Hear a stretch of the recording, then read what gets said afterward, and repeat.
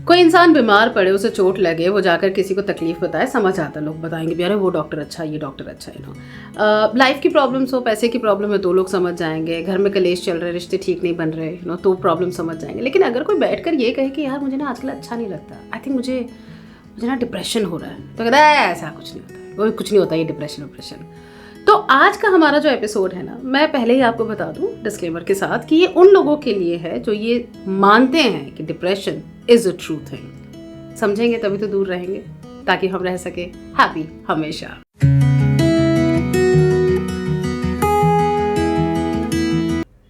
आज मेरे साथ है psychotherapist Madhura Koparkar. Welcome to happy Hamesha. Thank you so much. होता है डिप्रेशन, या जो लोग कहते हैं कि अरे कुछ नहीं सब ठीक है? होता है। बीइंग इनटू दिस प्रोफेशन 6 साल से होता है, आई बिलीव। ओके, जब डिप्रेशन की अगर बात करें तो दो लोग इन्वॉल्व हैं, एक जिसे हो रहा है और एक जिसे समझना है, राइट? बिल्कुल। तो हम पहले उससे शुरू करते हैं जिसे ये है। उसे भी नहीं समझ आता ना, काफी वक्त निकल जाता है। हाँ, है ना? yes, वो सर्कमस्टांसेस को ब्लेम करने की कोशिश करता है पहले तो। यस। हाँ, तो उस पर थोड़ा बताइए। ओके, सो जैसे आपने कहा कि लिटरली काफ़ी वक्त चला जाता है ये समझने में कि मुझे कुछ प्रॉब्लम है। तो पहला स्टेप जो होता है वो ये समझ पाना कि मुझे एक्चुअल में कुछ हो रहा है, मुझे कुछ प्रॉब्लम है। क्योंकि हम काफ़ी टाइम यही समझते हैं कि मुझे ऐसे कैसे हो सकता है, ये मुझे नहीं हो सकता, या मैं ऐसे थोड़ी ना था, या मैं ऐसे थोड़ी ना थी, ये कुछ और ही हो रहा है, मैं ये करके देखता हूँ या मैं वो करके देखता हूँ। तो हम काफ़ी सारा टाइम जो है वो हम ट्रायल एरर एक्सपेरिमेंट करने में ही बिता देते हैं। फिर समझ में आता है कि ये कुछ सही नहीं हो रहा है, मैं इससे बाहर ही नहीं आ रहा हूँ, या मैं इससे बाहर ही नहीं आ रही हूँ, मैं कॉन्स्टेंटली उसमें ही लगातार घुसी पड़ी हूँ वो थॉट्स में। तब जाके एक 6 महीने के बाद या 7 महीने के बाद, या कभी कभी लोग साल भी लगा देते हैं, 1 साल 2 साल के बाद फिर समझ में आता है कि शायद अब मुझे किसी हेल्प की ज़रूरत है। और फिर जाके वो पहला स्टेप ले पाना भी काफ़ी मुश्किल हो जाता है लोगों के लिए। बट अल्टीमेटली जब वो हाथ के बाहर चली जाती हैं चीज़ें, कंट्रोल के बाहर चली जाती हैं, तब जाके फिर लोग आइडेंटिफाई कर पाते हैं और पहुंचते हैं टू सीक हेल्प की अगर बात करें तो आई एम श्योर 70% लोगों के दिमाग में डॉक्टर पहले नहीं आता। करेक्ट, यू नो, वो चाहते हैं कि कोई आसपास ही किसी से बात करके शायद बात मन से निकल जाए तो मैं ठीक हूँ। ऐसा भी करते, तो वो करना सही है या गलत है? बिल्कुल सही है, मैं ऐसे नहीं कहूँगी कि वो गलत है। जैसे मैंने कहा कि काफ़ी लोग पहले ट्रायल एरर एक्सपेरिमेंट करते रहते हैं। तो कुछ लोग फ्रेंड से बात कर लेते हैं, तो फ्रेंड से बात करके भी बहुत अच्छा लगता है, मन हल्का हो जाता है। कुछ लोग किसी रिलेटिव से बात करेंगे, कि अपने पेरेंट्स से बात करेंगे, या फिर पेट्स होते हैं घर पे, तो कोई लोग पेट्स के साथ भी बहुत जेलप करते हैं, उनसे बात करते हैं। या तो it can be birds, dogs, cats, anybody, और any random street dog also. या फिर कुछ लोग योगा, मेडिटेशन ये शुरू कर देंगे, एक्सरसाइजेस शुरू कर देंगे, वॉकिंग, शॉकिंग। तो ये सब भी अच्छी चीज़ें हैं। ये आप शुरुआत में आप कोशिश कर सकते हो इससे। क्या आपको बेटर लग रहा है? क्या आप इससे बाहर आ पा रहे हो? कुछ लोग यूट्यूब पे मोटिवेशनल वीडियोस देख लेते हैं आजकल, सोशल इन्फ्लुएंसर्स भी काफ़ी हैं। तो इट इज़ ओके, मैं ऐसे नहीं कहूँगी कि ये गलत है, बट इतना भी वेट मत कीजिएगा जहाँ पे चीज़ें, जैसे मैंने कहा, कि हाथ के बाहर निकल जाए और फिर आपको रिकवर होने में ही बहुत वक्त लग जाए। पर मधुरा, आपने कहा कि ठीक है टाइम वेस्ट मत करो, बात करो, बट कई बार हम जो पहला बंदा हमें मिले, मतलब किससे बात करना है ये समझना भी बहुत जरूरी है, राइट? तो वो कौन सा क्राइटेरिया होता है कि हाँ ये मे बी मेरे लिए इमोशनली सेफ है, इससे मैं बात कर सकती हूँ? Right, correct. तो वो तो बहुत सब्जेक्टिव हो गया। जैसे मैंने कहा कि इंडिविजुअल टू इंडिविजुअल वो डिपेंड करता है। अभी मेरे लिए वो बेस्ट फ्रेंड हो सकता है, या मेरे लिए मेरी मॉम हो सकती है, मेरे लिए मेरी दादी हो सकती है, या कोई और एक कलीग हो सकता है वर्क प्लेस पे। कोई ऐसे टिक मार्क नहीं है, ऐसे कोई टिक मार्क नहीं है। ये तो मैंने कहा प्राइमरी बेसिक लेवल पे तुम इनसे बात करके देख सकते हो। तुम्हें इससे क्या होगा, टेम्पररी तुम्हें ज़रूर रिलीफ मिलेगा। तुम्हारे एक 15-20 दिन अच्छे जाएंगे, 1 आध महीना अच्छा जाएगा, फिर कुछ तो होगा, फिर वो चीज़ें शायद ऊपर आ सकती हैं। तब एटलीस्ट तुम्हें ये रियलाइज़ करना बहुत ज़रूरी है कि ये जो है वो सिर्फ फ्रेंड या फैमिली मेम्बर से बात करके शायद ठीक होने वालों में से नहीं है, मुझे किसी और जो इसमें एक्सपर्ट हो, जिसका इसमें एक्सपर्टीज हो, शायद उसको रीच आउट करना बहुत जरूरी पता है कि चल क्या रहा है, right? Correct, correct. Quick remedies की हम बात करेंगे, लेकिन उससे पहले ऐसे कौन से 10 सिम्टम्स आप मुझे बताएंगे जिनमें से अगर 5 या 6 भी हैं तो समझ जाओ कि हाँ अब टाइम आ गया, चलो एक्सपर्ट के पास। पक्का। तो मैं एकदम ही बहुत ऐसे लैंग्वेज में समझाऊंगी जिससे समझना आसान हो जाए, क्योंकि काफ़ी क्लिनिकल टर्म्स अगर हम यूज़ करने जाएंगे तो वो शायद समझने के लिए डिफ़िकल्ट हो जाएंगे, उसके लिए फिर एक्सपर्ट के पास जाना पड़ेगा। करेक्ट। तो वो स्टार्ट बेसिकली इस चीज़ों से होता है कि जो हमें पहले नहीं होता था अब वो हो रहा है। जैसे पहले हम लेट गो बहुत ईजिली कर सक रहे थे, किसी ने कुछ कहा तो हम ज़्यादा उसके बारे में सोचते नहीं है, हम इग्नोर कर पाते थे, हम अपने लाइफ पे फोकस कर पाते थे।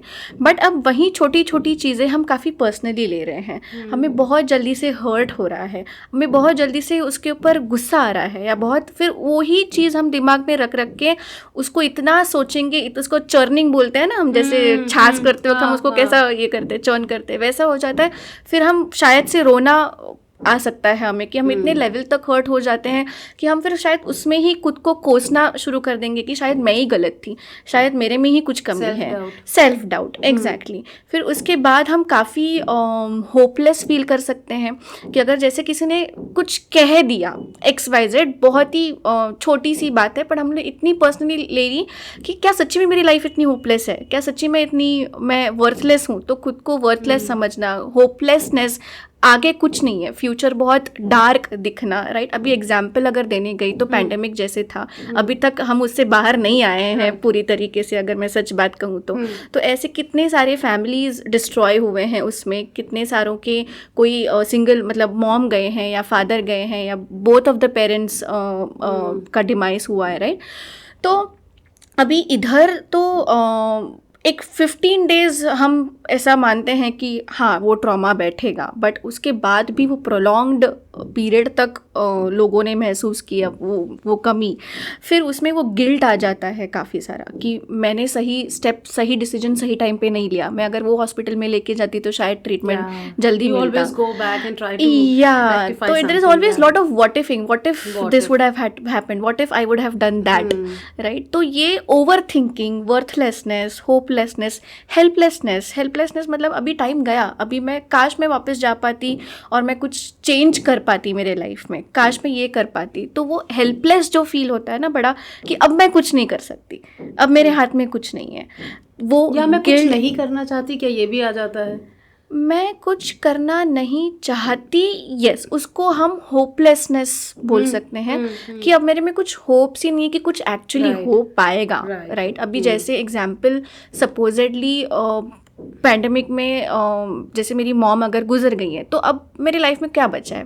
पर्पसलेस, मीनिंगलेस लगने लग जाती है लाइफ, राइट? फिर मैं क्या ही करूँ, मैं कुछ करूँगी ही नहीं, छोड़ दिया सब कुछ। फिर एकदम से सोशल विड्रॉवल, अकेला रहना, किसी से बात ना करना, आइसोलेशन, करेक्ट, खुद को बंद कर लेना, मतलब इतना तक हो जाता है कि मैं क्यों जीऊँ भी क्यों, तो खाना पीना छोड़ना।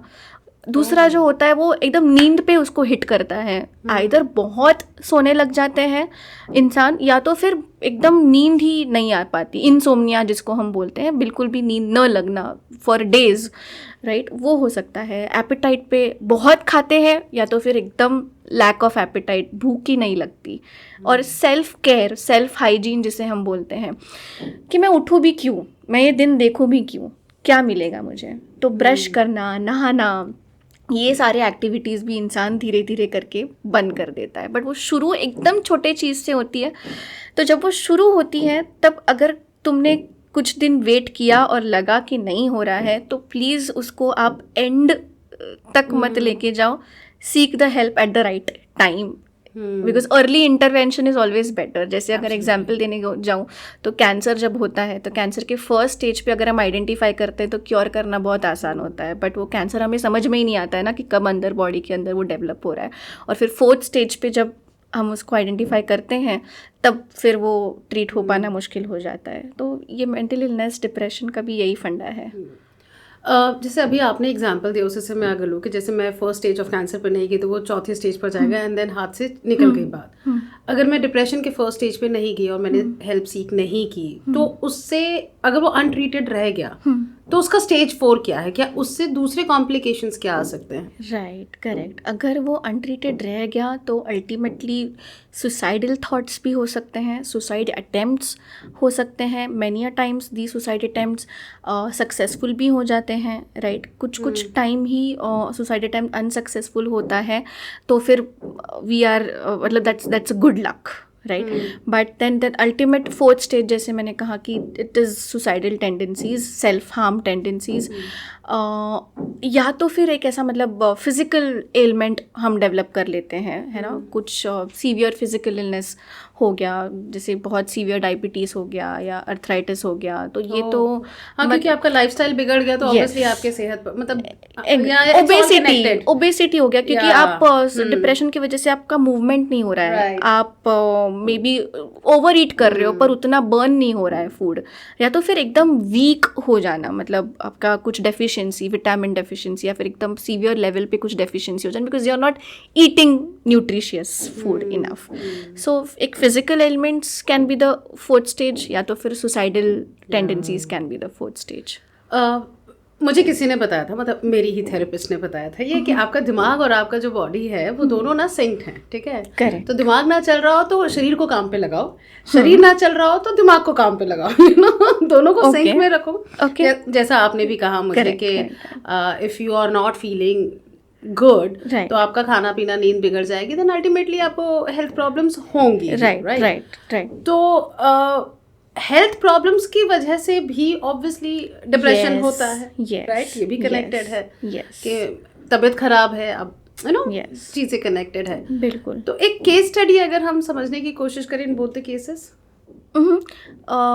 तो काफ़ी सारे केसेस देखे हैं ऐसे। तो जैसे मैंने कहा पैंडेमिक में ही बहुत सारे केसेस देखे हैं कि कोरोना के वजह से, मैं ऐसे नहीं, मुझे परसेंटेज या स्टैटिस्टिकल डेटा तो नहीं पता, बट काफ़ी हद तक एंजाइटी की वजह से ही लोगों ने जान गंवाई है, राइट है ना, कि अब हो गया, अब ख़त्म। तो वो टाइम पे अगर मुझे ऐसे लगता है कि और अवेयरनेस अगर मेंटल हेल्थ को लेकर होता, ऐसा एक सपोर्ट सिस्टम होता, पता नहीं मुझे कैसे वर्कआउट करती वो चीज़ें, बट प्रोबेबली एंजाइटी मैनेजमेंट की, you know, making the person relax and calm down. तो that is one of the case जो मैंने पैंडेमिक में देखा कि कोरोना हिट होने के बाद एंजाइटी लेवल्स इतने हाई होते कि उनका बीपी नॉर्मल नहीं आ रहा है, कॉन्स्टेंटली वो फ्लक्चुएट हो रहा है, उनकी शुगर नॉर्मल नहीं आ रही है, कॉन्स्टेंटली वो फ्लक्चुएट हो रही है, क्योंकि वो टेंस्ड है, बोल नहीं पा रहा है, क्योंकि वो सब लगाया हुआ है, राइट। तो वो समझना भी बहुत मुश्किल हो जाता है कि इंसान को एक्चुअली फिजिकल यहाँ पे हो रहा है कि वो मेंटल लेवल पे स्ट्रगल कर रहा है, राइट। वो एक हुआ। फिर दूसरा एक केस था, लिम्फोमा कैंसर का था। तो वो कैंसर के वजह से डिप्रेशन स्ट्राइक हुआ उनको, क्योंकि वो ट्रीटेबल था, वो क्योरेबल था, रैदर वो ऑपरेट करके क्योर भी हो गया, ट्रीट भी हो गया, सब कुछ हो गया। अभी the patient is very well also, but तभी एक राइट टाइम पे, and she was a young girl, teenage, तो पूरा फ्यूचर बाकी है अभी। एंड तो mummy was also suffering from depression, not just the daughter, because obvious, and again single parent थी, तो that why it was very difficult, because उनको तो ऑफिस जाना है, तो वो तो ऑफिस छोड़ के घर नहीं बैठ सकती, क्योंकि पैसे चाहिए ट्रीटमेंट के लिए, कमाना तो पड़ेगा। बच्ची को लोनली फील हो रहा है, स्कूल बंद है, कॉलेज मतलब स्कूल में थी तो स्कूल नहीं जा पा रही हूँ, पढ़ नहीं पा रही हूँ, तो वो बहुत ही पेनफुल था। बट तभी उन्होंने वो थेरेपी सेशंस कंटिन्यू किए, साइकेट्रिक मेडिकेशंस भी उन्होंने स्टार्ट किए, तो वो सपोर्ट से जब उनको होप्स डेवलप हुए, जब उनको थोड़ा सा एक रे ऑफ होप हम बोलते हैं ना, वो दिखना जब स्टार्ट हुआ, तो फिर धीरे धीरे वो ऑब्वियसली जब आपके माइंड एंड ब्रेन पे उसका पॉजिटिव इफेक्ट हो रहा है तो वो बॉडी पे भी अब दिखेगा ही, फिजिकली भी वो दिखेगा। तो that is one of the case which I very strikingly remember. So जैसे अगर फिजिकली अगर कोई हेल्थ प्रॉब्लम है तो मैंने कई डॉक्टर से बात की है, उन्होंने ये कहा है कि आप बीमारी का इलाज नहीं करते हैं, बॉडी अपने आप हील करती है, आप उसको फेवरेबल कंडीशंस दे देते हैं, राइट। ऐसे आपका जो जैसे चोट भी है या कुछ भी हो, आप उसको माहौल, आपकी बॉडी को, उसकी इम्यूनिटी को ऐसा माहौल दे देते हैं कि वो अपने आप हील करेगी। करेक्ट। माइंड के पास भी यही पावर है। यस, यस, ओके, है। क्या मुझे आप और थोड़ा इसको एक्सप्लेन कर जैसे सकते मैं हैं ये ये कह रही सवाल कि को? जैसे सपोज मुझे चोट लग गई, ठीक है, हाँ। या तो वो जो एंटीसेप्टिक लगा है हाँ। वो हील वो अंदर से बॉडी ही करेगी। हाँ। मैंने बस उसे थोड़ा सा इजी कर दिया उसे। Correct. अच्छा खाना वाना खाऊंगी तो मैं तो वो अंदर से इम्यूनिटी, तो बॉडी को मैंने वैसे तैयार किया कि भैया इस बीमारी को मुझे दूर करना है। करेक्ट। माइंड भी अपने आप को हील करता है, कर सकता है डेफिनेटली। इसके लिए और उसके फेवरेबल कंडीशंस क्या हैं बेसिकली मैं ये जान रही हूँ। बिल्कुल राइट। सो फर्स्ट चीज़ तो ये है कि हम थेरेपी में समझाते हैं इंडिविजुअल्स को कि do you believe in that man has choice in everything. तो पहले तो ये समझ पाना बहुत मुश्किल था, क्योंकि वो टाइम इतना होपलेस फील कर रहे थे ना इंसान कि इमीडिएटली हम अगर बोलेंगे कि नहीं तुम में पावर है हील होने की, तुम ये कर सकते हो, तुम्हें कुछ, जैसे आपने कहा डिप्रेशन कुछ नहीं है, सभी लोगों को प्रॉब्लम है, सभी को होता है। हाँ। सभी लोग आते हैं इसमें से ऊपर, तू भी आ जाएगा, कॉन्फिडेंस रख, ये फेस है, निकल जाएगा। हाँ, ये बोलना आसान है, इट इज़ ईजी टू से बट डिफिकल्ट टू प्रीच, जो हम बोलते हैं वो इंसान के लिए करना बहुत डिफिकल्ट है। तो पावर रहती है बट हम उस पावर को भूल जाते हैं, मुझे ऐसा लगता है। तो थेरेपी में हम उनको रिमाइंड करते हैं कि आपके पास भी ये पावर है, आप टेम्परेरीली फिलहाल उसको भूल चुके हो, let's try to remember that power. And when I say कि man has choice in everything, मतलब खुश रहना भी हमारी चॉइस होती है। ये हम अगर चूज़ करेंगे तो हम उसको कर पाएंगे।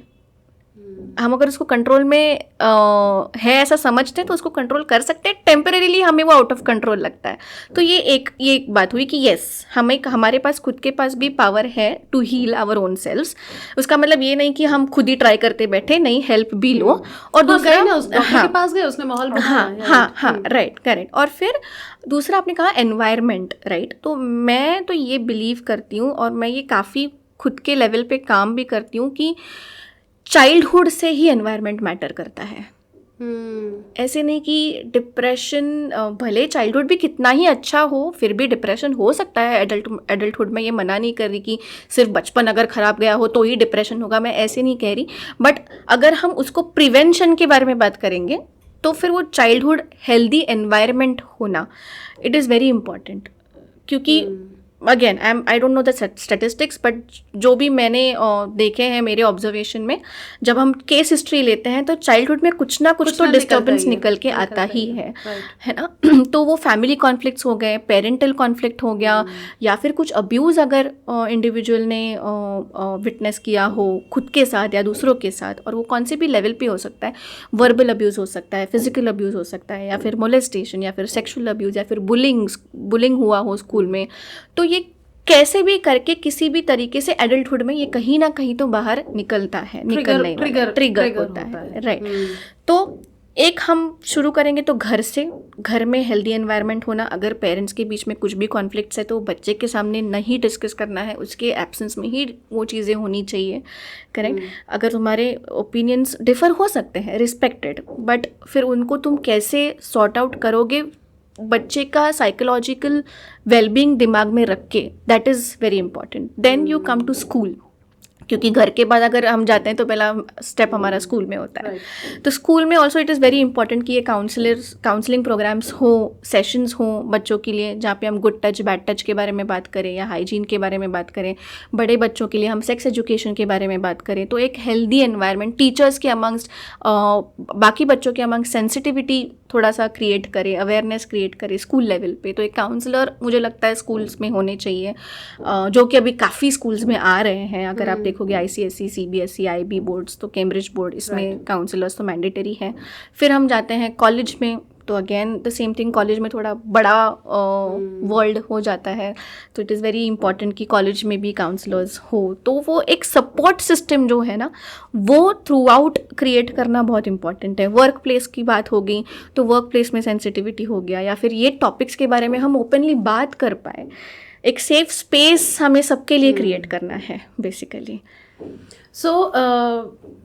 मैं पैटर्न समझ रही हूँ। जैसे हाँ, ऑब्वियसली केस टू केस या इंडिविजुअल टू इंडिविजुअल उसकी कहानी अलग हो सकती है, लेकिन कई बार ना डिप्रेशन का एक पैटर्न भी होता है कि इस एज में ये होगा, ये मेन रीजंस हो सकते हैं, वही 5 में से 6 कॉमन, इस एज में ये, इस एज में ये, इस तो वो अगर किसी को वो पैटर्न अपना समझना हो तो उसका कोई तरीका है? जैसे मतलब कुछ चीज़ें होती हैं जो जेनेटिकली हमें पास ऑन होती है ना, तो वो पर्सनालिटी ट्रेट्स जिसे हम बोलते हैं, अभी हम लेमैन लैंग्वेज में अगर बात करेंगे तो personality is an external appearance, मतलब दिखना, चलना, बोलना, पहनना, उठना, बैठना, ये पर्सनालिटी होती है। बट साइकोलॉजी में personality is an internal thing. तो हम कुछ ट्रेट्स होते हैं जो हम कैरी करते हैं फ्रॉम आवर जीन्स, मतलब और ये ऐसे नहीं कि सिर्फ मेरे पेरेंट्स हैं, मेरे एंसेस्टर्स से भी आ सकता है, वो ग्रैंड पेरेंट्स, ग्रैंड पेरेंट्स, वहाँ कहीं से भी आ सकता है। तो पहले तो हमारे ये कुछ मतलब नोबडी इज़ 100% परफेक्ट, हम सब में कुछ फ्लॉज तो डेफिनेटली है। तो खुद के फ्लॉज आप समझो, खुद के वीकनेसेस को हम एक्सेप्ट करो और उसके ऊपर तुम काम करो। ऐसे नहीं कि ये मेरा वीकनेस है, मैं ऐसे ही रहूँगा या मैं ऐसी रहूँगी, नहीं। कुछ हद तक तो हम मोल्ड हो सकते हैं, भले हम 360 डिग्री चेंजेस नहीं ला सकते, बट कुछ हद तक हम मोल्ड हो सकते हैं। तो ये पैटर्न समझना बहुत मुश्किल है। जैसे अगर एग्जांपल दिया जाए तो इनसिक्योरिटी पर्सनैलिटी पैटर्न की बात करेंगे, तो काफ़ी बार ऐसे डर लगता है कि मुझे रिजेक्शन आने वाला है या मुझे सामने वाला छोड़ के चला जाएगा। तो एक फियर ऑफ अबैंडनमेंट हम जो बोलते हैं ना, कि मैं अकेली पड़ जाऊंगी, तो इसीलिए हम क्या करते हैं, हम काफ़ी ओवर प्रोटेक्टिव हो जाते हैं, या काफ़ी पीपल प्लीजिंग हो जाते हैं, या काफ़ी पजेसिव हो जाते हैं, या हम बहुत क्लिंजी हो जाते हैं वो रिलेशनशिप के अराउंड, जिसकी वजह से अपोजिट पर्सन को टॉक्सिक हो सकता है, राइट। तो ये एक तुम्हारा इनसिक्योरिटी पर्सनैलिटी पैटर्न हो गया। अब हम क्या करते हैं, सामने वाले को ब्लेम करते हैं कि तूने ऐसा किया, मैंने तेरे लिए इतना किया, तूने मेरे साथ ये किया है, ये बेदर्दी दुनिया। एग्जैक्टली, बट तुम खुद समझो कि तुम्हारा ये तुम्हारा है। एग्जैक्टली। जैसे फॉर एग्जाम्पल अगर हम रिलेशनशिप स्विच कर रहे हैं, नो प्रॉब्लम, मतलब रिस्पेक्टेड, एग्रीड, बट यार 5 बंदों में प्रॉब्लम हो सकता है, 6वें बंदे में भी प्रॉब्लम नहीं होगा ना, तो प्रॉब्लम तुम्हारे में है। अच्छा, यानी जितना मैं समझी मथुरा कि अगर एक ही पैटर्न चल रहा है आपके दुख का, करेक्ट, यू नो, आपके मतलब आप मेंटली डिस्टर्ब जिन चीजों पे हो रहे हो, अगर उसका एक ही पैटर्न चल रहा है, दैट मीन्स प्रॉब्लम आप में है, आपको वो आइडेंटिफाई करना है, and you can go to the expert and consult कि भाई क्या कौन सा सिंड्रोम है ये। Definitely lovely. अभी तक अगर आपने हमारा चैनल सब्सक्राइब नहीं किया तो प्लीज़ ये चैनल सब्सक्राइब करें और बेल आइकन दबा देंगे तो नोटिफिकेशंस आपको मिलती रहेंगी। कमेंट सेक्शन में कुछ लिख सकते हैं, अच्छा बुरा जो भी है दोनों एक्सेप्ट करेंगे जी, हम आपको बिल्कुल जज नहीं करेंगे। And also please like button ज़रूर दबाइएगा। ओके मधुरा, मैंने अभी जैसे आप बात कर रहे थे तो मुझे याद आ रहा था कि बहुत पॉजिटिव होना भी ना is a sign of depression.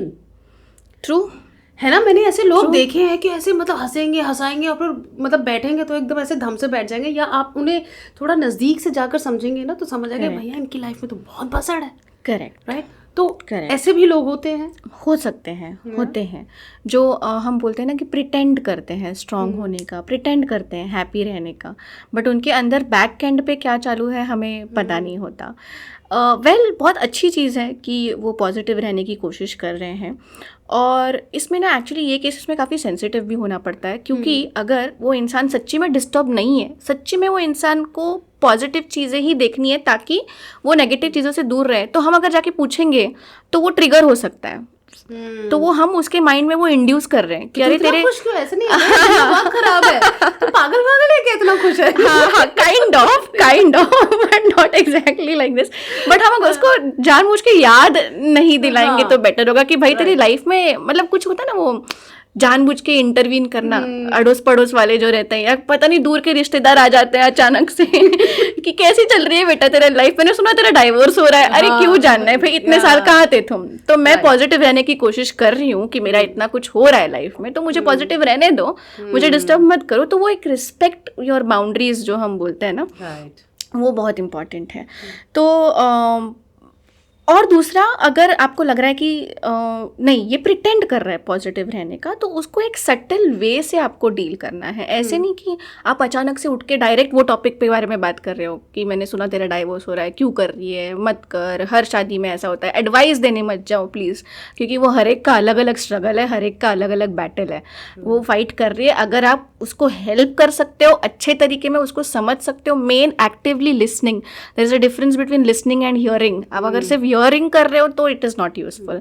आप आपके फ़ोन में आपकी फ्रेंड आपको प्रॉब्लम्स बता रही, हाँ ऐसा हुआ क्या, अरे ठीक है यार होता है, that is not useful. You are keeping your stuff aside and you are actively listening. आप उसके एम्पैथी हम जो बोलते हैं कि step into her shoes and then view the situation from her point of view, तो उसके साइड में जाके आप उसको महसूस करो, वो जी के देखो कैसा है, that is true help I think, कि ना कि तुम उसको एडवाइस दो या जज करो। सॉरी मैं थोड़ा क्वेश्चन से आई थिंक डाइवर्ट हो गया, मैं भूल गई कि क्वेश्चन क्या मुझे था। बहुत सारे लोग याद है, मुझे लगता है कि आधी दुनिया का डिप्रेशन इसीलिए क्योंकि सबको एडवाइस देनी है। एग्जैक्टली सबको लगा कि मैं तेरी जगह होती तो मैं ये करती, हाँ, मैंने ये किया होता, मैंने भी की है ये गलती, Right. Very honest and I feel very bad. मैंने भी किया है, मैंने भी आई रिमेम्बर कुछ लोग हो जाता है, हम जानबूझ के नहीं करते हैं, क्योंकि पहले सुना तो वो नहीं ठीक हुई, फिर उसके बाद सुना वो फिर भी नहीं ठीक हुई, उसके बाद शायद सामने वाले का भी एक पेशेंस लेवल होता है, यू नो, बिल्कुल, और एक एनर्जी भी होती है ना मधुरा आपके पास, अगर कोई ऐसा इंसान है तो वो बार बार आपके साथ वही एनर्जी लेकर आ रहा है, यू नो, आप वो फील कर सकते हो कि it's getting transferred yes to me, वो भी होता है, राइट? ट्रू, यस होता है, हो सकता है। इसीलिए हम थेरेपी में बहुत इम्पॉर्टेंटली पहला हम बाउंड्री ये ड्रॉ करते हैं कि हम ना क्लियर करते कि आपके लिए काउंसलिंग का मतलब क्या है। काफ़ी लोगों के मन में आज भी, अभी भी, हम भले कितने भी प्रोग्रेसिव वर्ल्ड में क्यों ना जी रहे हो, बट यही लगता है अरे काउंसलिंग के लिए क्यों देने का पैसा, मैं क्या करूँ, वो तो सिर्फ मेरा बात सुनेगी और मैं करती हूँ तेरा काउंसलिंग। अरे फिर ऐसा I have a friend, exact same words. ऐसा था क्यों पढ़ाई की फिर इतनी नहीं पढ़ते तो भी कर लेते यार काउंसलिंग, है ना, बट वो इतना आसान नहीं है। तो मैं यही कहती हूँ कि तुम उसको डाइवर्ट करो प्रॉपर मेंटल हेल्थ प्रोफेशनल के पास और उसको प्रॉपरली एड्रेस करो। तो हम ये ड्रॉ करते हैं लाइन कि थेरेपी ना सिर्फ सुनना नहीं है, आप यहाँ आओ, आप आपके प्रॉब्लम्स शेयर करो, हम सुनेंगे पक्का, बट उसके लिए एक हम कि पापा first session is exclusively yours, you can share your problems, I am here to listen to you, but from second session हम सॉल्यूशंस के बारे में बात करेंगे, हम गोल्स सेट करेंगे थेरेपी के और फिर हम वो गोल्स के तरफ हम आगे बढ़ेंगे। क्योंकि हर बार आप आके अगर आप सिर्फ डंप करे जा रहे हो तो therapists are not dumping ground or something like that, right? So we are also humans and it is very important कि we also maintain our sanity and peace first, only then we will be able to offer that help to other people. तो that is the perspective कि हाँ, हम वो energy हमारे पास transfer हो जाती है, बट वो कब तक लेनी है, किस हद तक लेनी है, ये भी हमारे हाथ में ही है कम्प्लीटली। ओके, मैंने अक्सर लोगों को कहा कि जैसे अच्छी बात यह है कि कोविड के बाद ना लोगों ने एक्चुअली इसके बारे में बात करना शुरू किया, which is a very good thing, उन्होंने एक्सेप्ट किया कि ऐसा होता है। करेक्ट। पर उसमें अभी ये आ रहा है कि कुछ लोग कहते हैं कि यार मैं डिप्रेशन में था, मैंने सेशंस लिए, लोग मुझसे दवाई तो नहीं ली ना, मतलब वो क्लिनिकल तो नहीं गया ना, तो उसका अभी भी मुझे लगता है हुआ है। यस राइट, एक्चुअली ना दोनों तरफ है। कुछ लोग थेरेपी के लिए ओके रहते हैं, मुझे दवाइयाँ नहीं लेनी, कुछ लोग मुझे दवाइयाँ दे दो मैं जल्दी से ठीक हो जाऊंगा, मुझे काउंसलिंग नहीं करना है। काउंसलिंग में क्या होगा, सिर्फ बड़बड़ होगी। फर्स्ट कैटेगरी, मुझे दूसरे वाले समझ नहीं आए। ओके, हाँ, तो काउंसलिंग में क्या होने वाला है, सिर्फ बड़बड़ होगी, उसके लिए मुझे 500 रुपया देना पड़ेगा, वो दूसरा क्या ही बोलेगी, वो जो बोलेगी वो मैं खुद भी कर सकता हूँ, तो मुझे आप दवाई दे दो बस, ऐसे भी होते हैं। ओके, बट अगर मैं फर्स्ट कैटेगरी की बात करने जाऊँ, जो थेरेपी के लिए ओके रहते हैं, मेडिकेशंस के लिए ओके नहीं रहते, क्योंकि वो एक डर रहता है कि मैं डिपेंडेंट हो जाऊँगा या डिपेंडेंट हो जाऊँगी इसके ऊपर। तो अब मैं मेरा एकदम स्ट्रेट फॉरवर्ड जवाब है इसके लिए। अब बीपी और डायबिटीज़ अगर आपको हो गया तो आप रोज़ दवाई खाओगे? खानी पड़ेगी ना। आप ये नहीं सोचोगे कि अरे मेरे को डायबिटीज़ की दवाई रोज़ क्यों खानी पड़ रही है, मैं रोज़ नहीं खाने वाली, मत खाओ, शुगर के मारे मर जाओ, और क्या होगा, बीपी की दवाई मत खाओ, हाइपरटेंशन हो जाएगा, कार्डियक अरेस्ट आके चले जाओ, और क्या होगा। ये बहुत cool psychotherapist I am loving it. तो अपन बीपी डायबिटीज के लिए नहीं सोचते ना इतना, हम लोग ऐसा बोलते हैं कि मैं एडिक्ट हो गई बीपी के मेडिसिन के लिए, या मैं डिपेंडेंट हो गई डायबिटीज के मेडिसिन के लिए, तो हम इसके बारे में क्यों ऐसा सोचते हैं। हमारे ब्रेन को वो रिक्वायरमेंट है, एक्सेप्ट करो और उसे लो। अगर हम उससे खुश रहेंगे, अगर हमारे काम ठीक से होने वाले हैं, हम ठीक से कॉन्सेंट्रेट करेंगे, हमारा दिमाग ठंडा रहने वाला है, तो वो लेने में क्या बुराई है, क्या हर्ज है। और अगर आप शुरुआत में लोगे तो आपको इतनी दवाइयाँ नहीं मिलेंगी, आप 1-2 दवाइयाँ पे शायद से, ऐसे भी नहीं कि आपको लाइफ टाइम लेनी पड़ेगी, 6 महीना 1 साल यू विल बी ओके, क्योंकि आप थेरेपी भी कर ही रहे हो ना, तो आपको लॉन्ग टर्म सोल्यूशन आपके पास है कि थेरेपी की वजह से आप उतना पोटेंशियल हो जाते हो कि आप खुद के इमोशंस मैनेज कर पाओगे, आपको मेडिसिन की ज़रूरत नहीं पड़ेगी। बट कुछ इलनेसेस ऐसे रहते हैं जो लाइफ टाइम मेडिकेशंस के लिए जाना पड़ सकता है, बट फिर वो लेना ज़रूरी है, क्योंकि हम बोलते हैं, मेरे को ना एक्चुअली इसमें साइकोथेरेपिस्ट हूँ, बट मुझे ये फंडा आज तक थोड़ा नहीं समझ में आया कि मेंटल इलनेस और फिजिकल इलनेस उसको दो कैटेगरी में क्यों किया है। Mental mind is in our body only, no, brain is our body, तो अल्टीमेटली वो एक तरीके से फिजिकल इलनेस ही हो गया इनडायरेक्टली। वैसे दूसरा भाग नहीं है हमारा, वो हमारे अंदर ही है, तो इसको भी फिजिकल इलनेस ही समझो आप, शायद एक्सेप्टेंस जल्दी आ जाए। बिल्कुल उसी तरह जैसे अगर आपके हाथ पर चोट लगी है, गंदा सा दाग पड़ गया, आप उसे जैकेट से, अगर वो चुभ रहा है, पेन कर रहा है, तो उसे जैकेट से छुपा कर आप नहीं निकलेंगे बाहर, राइट, उसका इलाज करवाएंगे। बिल्कुल उसी तरह मेंटल इलनेस का भी हाल है कि आप उसे छुपा कर, बचा कर, या दुनिया को नहीं पता चलना चाहिए, वैसे अगर आप नहीं कर सकते, you have to go and seek help. Correct. Topic depression है, लेकिन हमने हंसते हुए बात की। हाँ, ट्रू। यू नो, ये थोड़ा रेयर होता है, Correct. And I just hope कि जो हमने फील किया कि यार है तो है, लेकिन उम्मीद रखिए ठीक हो जाएगा।